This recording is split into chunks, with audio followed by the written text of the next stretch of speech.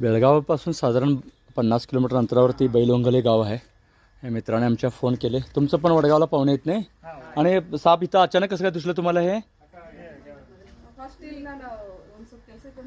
तिकडनं तिथं गेलं म्हणाले का त्याने? हां हां, ते म्हणजे कशा प्रकारे वाळू ठेवलेले बघू शकता तुम्ही.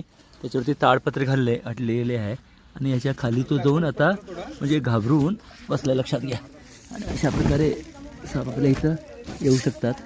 आणि ह्यांनी नाग म्हणून सांगत होते, हे विशेष आहे. लोकांना म्हणजे खेड्यात रोजे काय रोजे ओळख होत नाही सापांची. कोणता साप आहे माहिती आहे काय? हे कोणता आहे? तुम्ही नाग म्हणून सांगत होता की मला.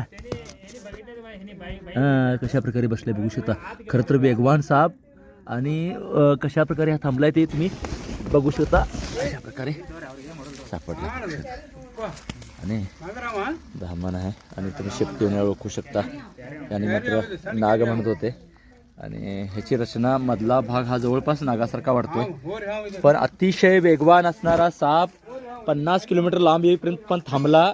आणि लोक ही थांबले, लक्षात घ्या. लोक गडबड करतात, पण साप व्यवस्थित ठिकाणी असेल, तुम्ही बघणारे व्यवस्थित असाल तर साप थांबवू शकतो, लक्षात घ्या.